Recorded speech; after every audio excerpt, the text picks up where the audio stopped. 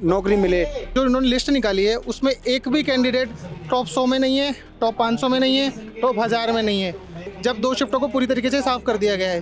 150 number के paper में एक विद्यार्थी 35 से 40 नंबर का अंतर कैसे बर्दाश्त करेगा? तो क्या करेंगे इस प्रकार का नॉर्मलाइजेशन? बोर्ड ने अपनी हठधर्मिता के कारण एक ही फॉर्मूला लगा रखा है पिछले 10 सालों से, वही फॉर्मूला उठाते हैं और लगा देते हैं भर्ती के अंदर।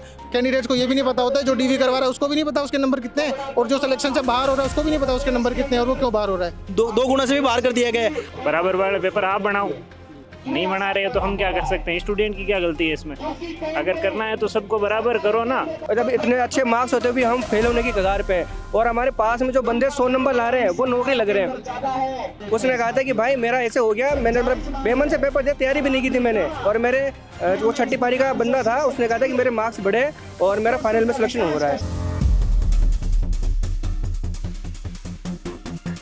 देखिए, शहीद स्मारक से जो है यहाँ पर छात्र अपनी मांगों को लेकर लगातार धरना प्रदर्शन कर रहे हैं हनुमान मेलीवाल जी के नेतृत्व में। चाहे वो एसआई भर्ती को लेकर हो, चाहे वो महिला आरक्षण को लेकर हो, चाहे वो पशु परिचर को लेकर हो, तमाम मुद्दों को लेकर। ये जो हमारे पीछे आप छात्र खड़े हुए देख रहे हैं, ये भी पीड़ित हैं और ये पशु परिचर के छात्र हैं। इनकी क्या मांगे हैं, इनके साथ क्या समस्याएं हैं, वो इन्हीं से जानेंगे। जी, क्या नाम है? सर, मेरा नाम मुकुल देव वर्मा है। हाल ही में कर्मचारी चयन बोर्ड ने 6433 पोस्टों पे पशु परिचय का एग्ज़ाम करवाया। हाँ, उसमें 6 पारियों में एग्ज़ाम हुआ। तो सर उसमें नॉर्मलाइजेशन की प्रक्रिया अपनाई गई, जो कि वैलिड है, ठीक है। पर नॉर्मलाइजेशन के कारण हालात कुछ ऐसे हैं कि पहली और चौथी शिफ्ट के कैंडिडेट जो हैं, अगर आप उनका रैंक जो इन्होंने लिस्ट निकाली है उसमें एक भी कैंडिडेट टॉप 100 में नहीं है, टॉप 500 में नहीं है, टॉप 1000 में नहीं है। पहला कैंडिडेट टॉप 2000 में पहली शिफ्ट का सिर्फ एक कैंडिडेट है, जबकि 6 शिफ्टों में पेपर करवाया गया है। तो किस प्रकार का नॉर्मलाइजेशन है जब 2 शिफ्टों को पूरी तरीके से साफ कर दिया गया है? यदि देखा जाए तो छठी शिफ्ट में 25 से 28 नंबर तक बढ़ा दिए है, और पहली शिफ्ट में 10 नंबर तक कम कर दिए, चौथी शिफ्ट में 14 नंबर तक कम कर दिए। तो अगर देखा जाए तो 35 से 40 नंबर, 150 नंबर के पेपर में एक विद्यार्थी 35 से 40 नंबर का अंतर कैसे बर्दाश्त करेगा और कैसे कवर कर पाएगा? तो आपको लगता है नॉर्मलाइजेशन में घोटाला हुआ है? सर, जो डेटा हमारे पास है उसमें लग तो ऐसा ही रहा है कि किसी भी प्रकार की ना कोई कमेटी गठित की गई, ना पेपर के स्कोर कार्ड बताया गया है, ना कट ऑफ बताई जा रही है। कैंडिडेट्स के नंबर हो सकता है 150 से भी ऊपर नंबर चले गए हों कैंडिडेट्स के, हालांकि क्योंकि स्कोर कार्ड बोर्ड ने जारी नहीं किया है तो हमें पता नहीं है। दूसरी चीज़, कोई कमेटी नहीं गठित की गई है। अगर कमेटी गठित होती, पेपर का लेवल इजी है हार्ड है ये हमें पता लगता, कमेटी का सुझाव होता। ना कोई कमेटी का हमें पता है नॉर्मलाइजेशन का फॉर्मूला किस बेसिस पे लगा दिया है। अगर इतना बड़ी डिस्पैरिटी हो रही थी, इतना बड़ा डैमेज हो रहा था स्टूडेंट्स को, तो क्या कोशिश की गई थी क्या इस डैमेज को कंट्रोल करने की? हमें तो नहीं दिखाई दे रहा है इस रिजल्ट के अंदर। तो आपकी अब क्या मांग है?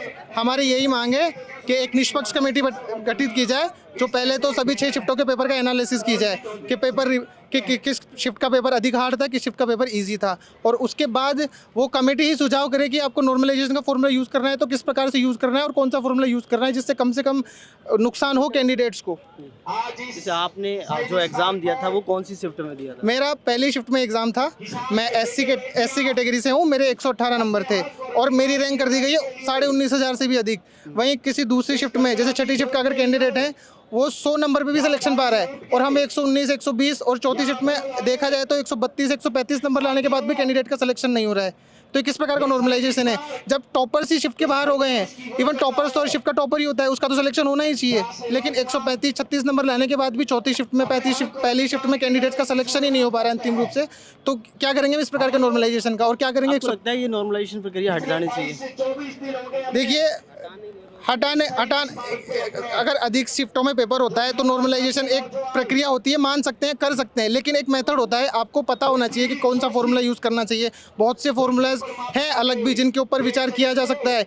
बोर्ड ने अपनी हठधर्मिता के कारण एक ही फॉर्मूला लगा रखा है पिछले 10 सालों से, वही फॉर्मूला उठाते हैं और लगा देते हैं भर्ती के अंदर। कोई नवाचार के नाम पे कुछ नहीं करेगा, बस नवाचार के नाम पे क्या होता है, कट ऑफ निकालना बंद कर देंगे, स्कोर कार्ड नहीं डालेंगे, है ना, और सिर्फ रैंक डिवाइस निकाल देंगे, किसका सिलेक्शन हो रहा है किसका नहीं हो रहा है किसी को पता नहीं लग रहा है, किसके कितने नंबर आ रहे हैं, ना कोई कट ऑफ डालते हैं ना स्कोर कार्ड डालते हैं, बुला लेते हैं अपने मन से डीवी के लिए।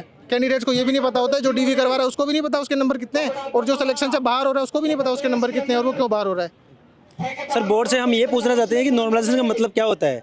नॉर्मलाइजेशन का मतलब, हम खिलाफ नहीं है नॉर्मलाइजेशन के, लेकिन नॉर्मलाइजेशन का मतलब होता है कि सबको बराबर किया जाए, क्योंकि कोई पेपर हार्ड कोई पेपर इजी, तो उसको बराबर किया जाना आवश्यकता है, उसकी जरूरी है। तो ये इसीलिए लगाया जाता है कि उसकी आवश्यकता है, क्योंकि एक शिफ्ट से ज़्यादा ना लगे, एक शिफ्ट से कम ना लगे। लेकिन ये नॉर्मलाइजेशन का फॉर्मूला ऐसा लगाया जा रहा है जिसमें एक शिफ्ट को ज़्यादा नुकसान हो रहा है। मतलब जो नॉर्मलाइजेशन का मतलब है ना, वो उल्टा हो रहा है यहाँ पे। नॉर्मलाइजेशन मतलब होता है कि बराबर किया जाए, जबकि यहाँ पे तो असमानता किया जा रहा है, कहीं ऊपर तो कहीं नीचे। हाँ। और सर मेरे खुद के, मैं अपनी खुद की, मैं फर्स्ट शिफ्ट से एग्जाम दिया मैंने, मेरे खुद की शिफ्ट में मेरे 73 रैंक है, और मैं खुद की शिफ्ट से मैंने 131 स्कोर किया है, ओबीसी से हूँ मैं, और अभी की मेरे रैंक है 5098 मतलब मेरे को पूरी तरह से दो गुना से भी बाहर कर दिया गया है। अब हम बताइए हम क्या इसमें, ये फॉर्मूला इस फॉर्मूले से तो हम अगली जो वैकेंसी आने वाली है 4th ग्रेड में, उसमें भी हम तो बाहर हो जाएंगे इस हिसाब से। तो हम ये चाहते हैं कि ये रिजल्ट मतलब एक कमेटी गठित की जाए, जिसमें जैसे परसेंटाइल फॉर्मूला वगैरह दूसरा कोई रेलवे यूज़ करता है उसको, वो फॉर्मूला लगाया जाए और सबको समानता से सबको बराबर इसमें रखा जाए। सर हमारी बोर्ड से यही मांग है कि जो नॉर्मलाइजेशन फॉर्मूला यूज किया गया है उसके लिए एक कमेटी बिठाई जाए जो उस फॉर्मूले को गहन एनालिसिस करे, उसके बाद में कोई नया फॉर्मूला लगाया जाए, जैसे एनटी वगैरह लगाती है परसेंटाइल फॉर्मूला। अगर उस बेसिस पे नॉर्मलाइजेशन किया जाए तो काफ़ी विद्यार्थियों को राहत मिल सकती है इस बारे में। आपने कौन सी शिफ्ट में दिया? मेरा नाम अशोक कुमार है, मेरा 4th शिफ्ट में एग्जाम था और मेरे 128 मार्क्स थे, और मेरी कैटेगरी रैंक 518 है, और मेरा 1.25 गुना के अंदर सिलेक्शन हो रहा है, लेकिन फाइनल सिलेक्शन नहीं हो रहा है। मेरा डीवी हो चुका है, डीवी हो चुका है मेरा। मेरा नाम हरिओम है, मैं 4th शिफ्ट का विद्यार्थी हूँ। मेरे 127 प्लस नंबर बन रहे हैं और मेरी रैंक 12,106 में है। और जो इस हिसाब से नॉर्मलाइजेशन किया गया है वो बहुत ही गलत है। इसमें फर्स्ट शिफ्ट और 4th शिफ्ट के स्टूडेंट हैं जो इससे बाहर हो रहे हैं, इसमें एक भी बच्चे का सिलेक्शन नहीं हो रहा है। इसमें पी परसेंटाइल का फॉर्मूला यूज किया जाए, जिससे सभी शिफ्टों को बराबर समान रूप से अधिकार दिया जाए, सभी शिफ्टों को बराबर नौकरी मिले। हम चाहते हैं बोर्ड से दोबारा पशु परिचर का रिजल्ट रिवाइज करे और इस पर कमेटी गठित करे, जिससे सभी शिफ्टों को समान रूप से वैकेंसियों का बंटवारा किया जाए, इससे कि हमें समान रूप से कि लगभग सभी विद्यार्थियों को कोई नुकसान ना हो। बस यही कहना चाहते हैं कि पशु परिचर का रिजल्ट दोबारा रिवाइज हो। देखिए छात्रों का कहना है कि पशु परिचर में जो है परसेंटाइल के जो होना चाहिए, और जो नॉर्मलाइजेशन है वो प्रक्रिया में कहीं ना कहीं इनको गड़बड़ी दिखाई दे रही है। सर बोर्ड के अध्यक्ष ने खुद भी ये माना है कि भाई कुछ गड़बड़ तो हुई है इसमें, और बोर्ड के अध्यक्ष का कहना है कि आगे की भर्तियों में हम परसेंटाइल फॉर्मूला यूज करेंगे। उन्होंने खुद कहा है मीडिया में। तो ऐसा आगे की भर्तियों में क्यों हमारे साथ ऐसा अन्याय क्यों इसी में क्यों नहीं लागू नहीं किया जा सकता इसको? तो हमारी ये मांग है कि इसी में लागू किया जाए। आगे की भर्तियों का क्या पता कि कितनी लंबी जाएगी। मैं 4th शिफ्ट में था और मेरे 128 नंबर थे, फिर भी बाहर कर दिया। अब 2 गुना में है, उसका कोई मतलब नहीं है ना। फिर मैं सरकार से ये कहना चाहता हूँ कि मतलब भाई हमारी क्या गलती थी कि हमें उस शिफ्ट में बिठाया या अदर को अन्य शिफ्ट में बिठाया, तो वो तो सबके लिए बराबर। अब आपके पास में 6 पेपर बनाने वाले नहीं है तो हम क्या करें? उसमें बराबर वाले पेपर आप बनाओ, नहीं बना रहे हो तो हम क्या कर सकते हैं? स्टूडेंट की क्या गलती है इसमें? अगर करना है तो सबको बराबर करो ना। घर वालों को कैसे समझाए कि हमारे जब इतने अच्छे मार्क्स होते भी हम फेल होने की कगार पे हैं, और हमारे पास में जो बंदे 100 नंबर ला रहे हैं वो नौकरी लग रहे हैं।